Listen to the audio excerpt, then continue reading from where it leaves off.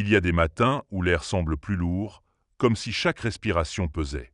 Des jours où la lumière peine à franchir les rideaux, où le silence de la pièce devient un écho de ce qui se passe à l'intérieur. On ne parle pas de paresse, ni de manque de volonté. On parle d'un poids invisible, d'une lutte que personne ne voit. Et pourtant, tu es là, encore.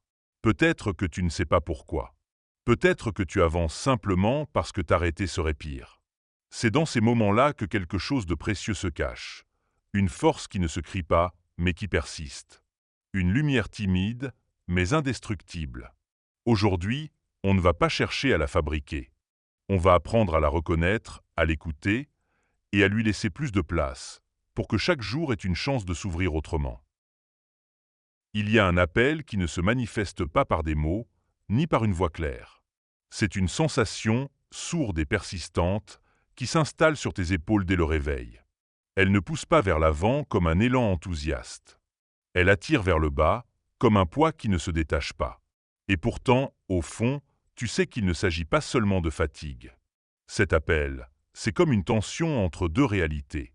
La première, tangible et immédiate, faite d'obligations, de gestes répétés, de bruit extérieur. La seconde, plus discrète, mais tout aussi réelle. Un espace intérieur qui te parle, qui réclame ton attention. C'est cette voix muette qui te dit que quelque chose en toi n'est pas aligné avec la vie que tu mènes. Au début, on croit pouvoir l'ignorer. On se dit que ça passera, que ce n'est qu'une phase. On ajoute des activités, on se distrait, on se noie dans le mouvement. Mais plus on l'évite, plus ce poids se fait dense. Il ne vient pas pour t'écraser, mais pour t'arrêter, te forcer à écouter. C'est un paradoxe. Ce qui semble te freiner est peut-être ce qui veut te guider. Comme si cette lourdeur portait un message. Pas pour te punir, mais pour te réorienter. La plupart du temps, on ne comprend ce message que bien plus tard, quand on regarde en arrière. Pour l'instant, il suffit de reconnaître cet appel pour ce qu'il est, une invitation à ralentir, à sentir, à questionner. Ne pas chercher à le chasser, mais le considérer comme un compagnon temporaire. Ce n'est pas un ennemi, c'est un messager. Et si tu oses l'écouter, peut-être découvriras-tu que ce poids sur tes épaules n'est pas là pour t'alourdir, mais pour t'ancrer avant le prochain pas. Il y a des jours où ouvrir les yeux est déjà une épreuve. Non pas à cause du manque de sommeil, mais parce que chaque geste à venir semble peser des tonnes. Le lit devient alors bien plus qu'un lieu de repos. Il se transforme en champ de bataille silencieux. La bataille ne se livre pas contre un ennemi extérieur. Elle se joue à l'intérieur, entre cette partie de toi qui veut s'abandonner au confort et celle qui sait qu'il faudra bien affronter le jour. Les draps retiennent comme des vagues tièdes, le corps réclame une trêve, mais l'esprit murmure qu'il faut se lever. Dans ces moments, chaque mouvement est une victoire. Poser un pied au sol, c'est déjà un acte de courage. Redresser le dos, respirer profondément, c'est comme brandir un étendard invisible. Ce ne sont pas de grandes conquêtes, mais elles comptent. Elles construisent, une à une, la preuve que tu peux avancer malgré tout. La difficulté, c'est que personne ne voit cette lutte. De l'extérieur, tu sembles simplement te lever comme tout le monde. Mais toi, tu sais qu'il y a, derrière ce geste banal, une énergie immense mobilisée pour franchir la ligne du départ. Certains matins, la victoire consiste simplement à t'asseoir, à rester là quelques minutes, à sentir ton corps se rappeler qu'il est vivant. D'autres, elles se mesurent en réussissant à te préparer, à sortir, même si chaque fibre crie de rester. Il ne s'agit pas de forcer en permanence, ni de s'ignorer, mais de reconnaître que, certains jours, se lever est un acte héroïque, et que cet héroïsme discret, tu le portes déjà en toi.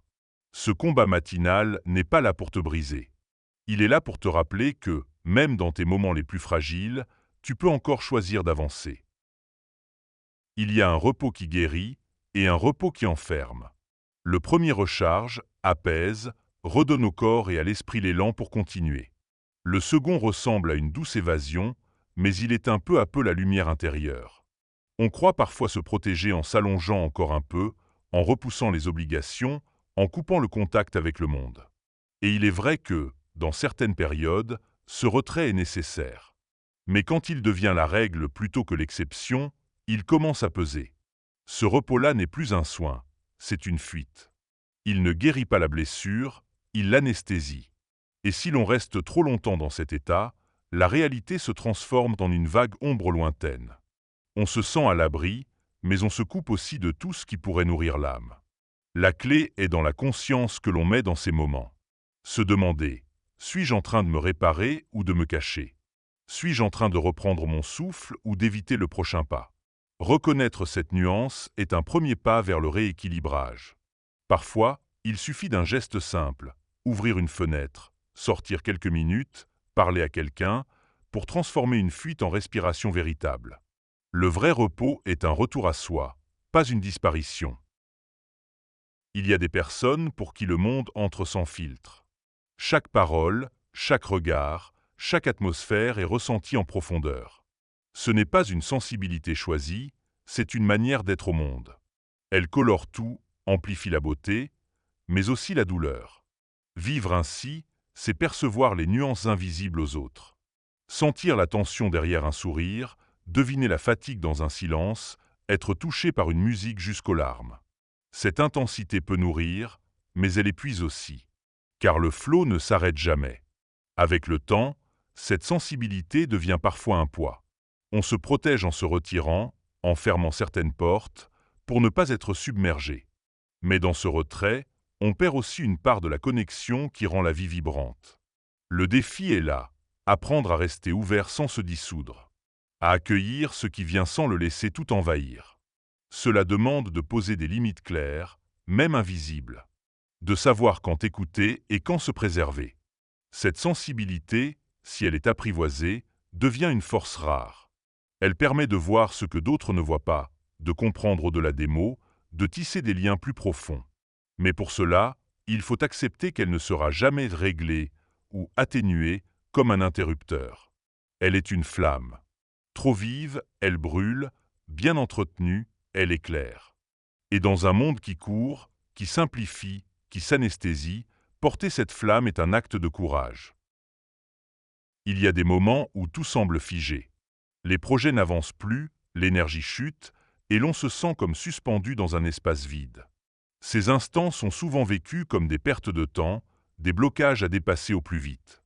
Pourtant, ils ont une fonction que l'on sous-estime. L'arrêt n'est pas toujours un recul. C'est parfois un point de bascule invisible, un espace où quelque chose mûrit en silence.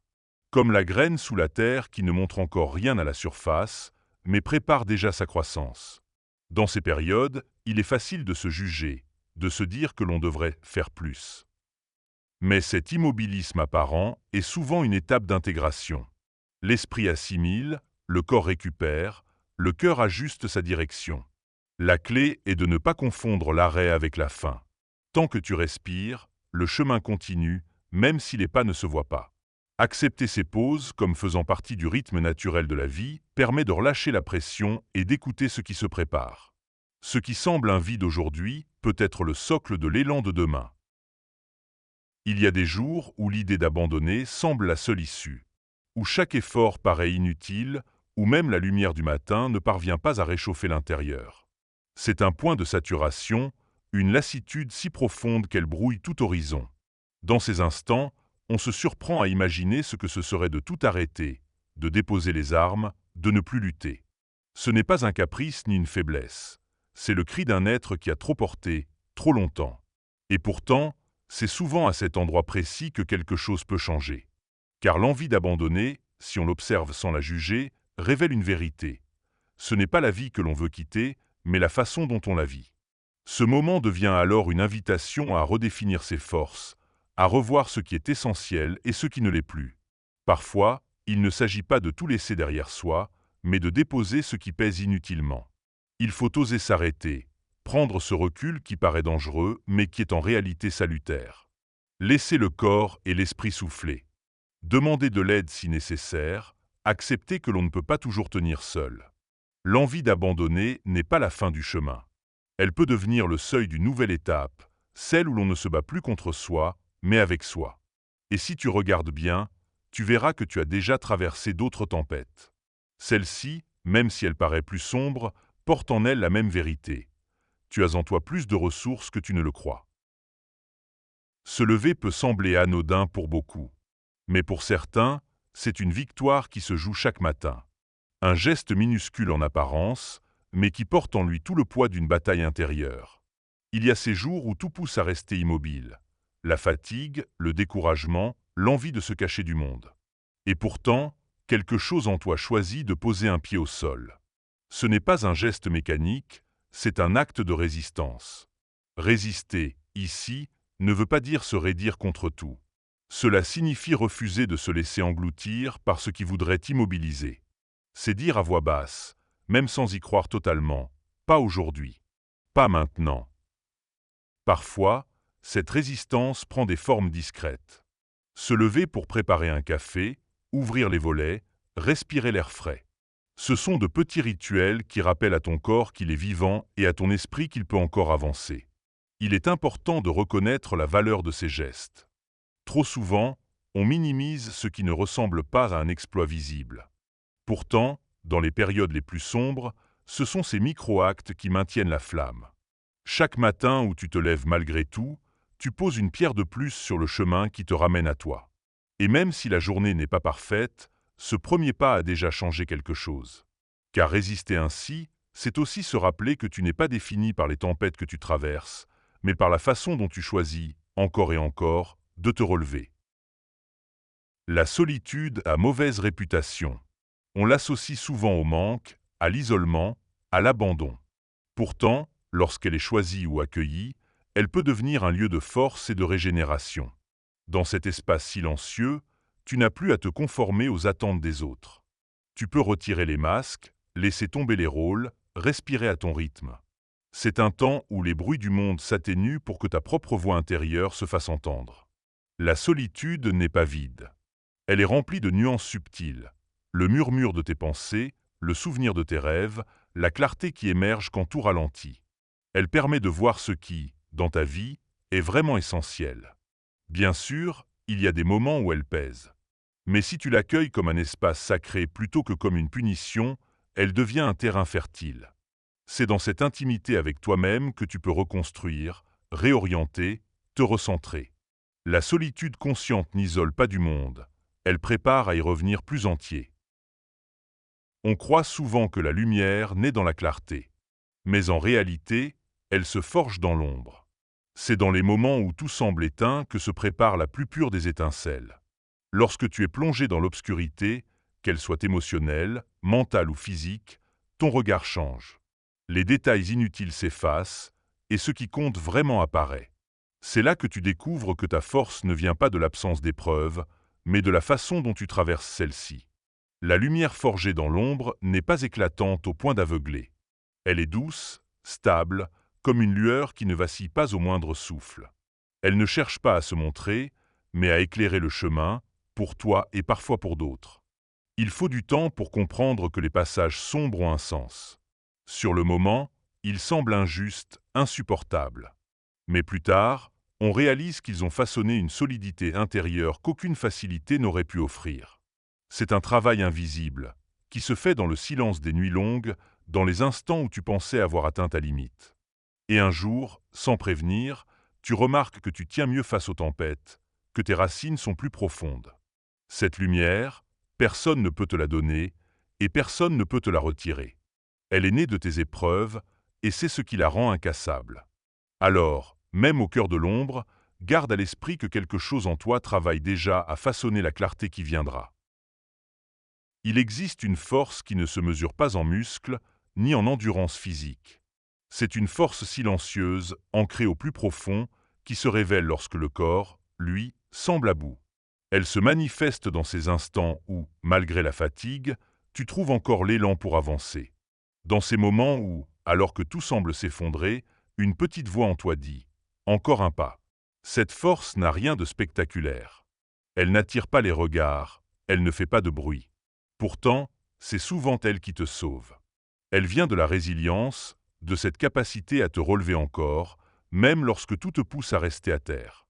On la découvre surtout dans l'épreuve. Quand les ressources physiques s'amenuisent, quand l'énergie mentale se vide, elle prend le relais. C'est elle qui t'empêche de renoncer définitivement. Reconnaître cette force, c'est comprendre que tu portes en toi un réservoir invisible. Et qu'aussi fragile que tu puisses te sentir, il y a toujours une partie de toi prête à tenir un peu plus longtemps. Chaque lutte laisse une trace. On pourrait croire qu'elles ne sont que des cicatrices à cacher, mais en réalité, elles sont des chapitres entiers de ton histoire. Les effacer reviendrait à retirer les pages qui expliquent qui tu es devenu. Intégrer la lutte, c'est cesser de la voir uniquement comme un obstacle ou une perte. C'est reconnaître qu'elle a façonné des aspects de toi qui n'auraient jamais émergé autrement. La patience, la lucidité, la compassion envers toi-même et envers les autres sont souvent nés de ces passages difficiles. Il ne s'agit pas de glorifier la douleur ni de s'y attacher, mais de la replacer dans une perspective plus vaste. Comme une rivière qui, par ses détours, finit par sculpter un paysage unique, tes épreuves ont modelé ton chemin de manière singulière. En acceptant de les inclure dans ton récit, tu transformes ce qui te pesait en source de sens. Tu n'es plus seulement celui ou celle qui a souffert, mais celui ou celle qui a traversé, appris, grandi. Cette intégration permet aussi de marcher plus léger. On ne lutte plus contre le passé, on le porte comme un bagage utile, prêt à être posé si nécessaire. Il y a des tempêtes qui semblent ne jamais finir.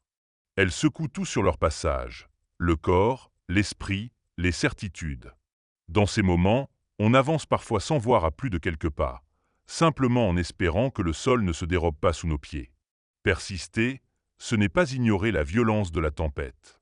C'est reconnaître qu'elle est là, qu'elle fait mal, et malgré tout, décider de tenir. Parfois, cela ne ressemble pas à une marche assurée, mais à un pas hésitant, puis un autre, encore un autre. On pourrait croire que la force consiste à rester debout coûte que coûte.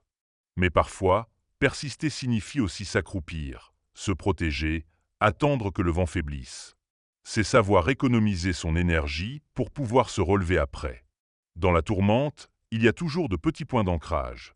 Un mot réconfortant, une image qui apaise, un souvenir qui redonne courage. Ces fragments deviennent des repères, des phares dans la nuit. Et même si tu ne le sens pas sur l'instant, chaque jour où tu choisis de continuer est déjà une victoire. La tempête finira par passer.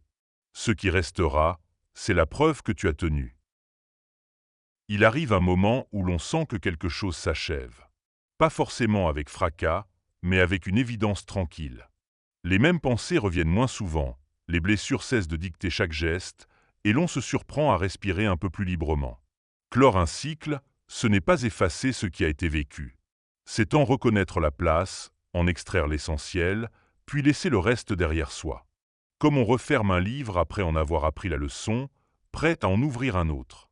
Cette fin marque aussi un début. L'ère nouvelle n'arrive pas toujours avec de grands signes. Parfois, elle se glisse dans les habitudes qui changent, dans les envies qui renaissent, dans l'énergie qui revient doucement. Ouvrir une ère nouvelle, c'est accepter d'avancer sans tout savoir, mais avec la certitude que tu portes déjà en toi les ressources nécessaires. Ce n'est pas se promettre que plus rien ne sera difficile, mais se rappeler que tu as déjà traversé l'impossible. Chaque pas devient alors un acte de création. Tu n'es plus seulement en train de survivre. Tu façonnes, tu choisis, tu construis.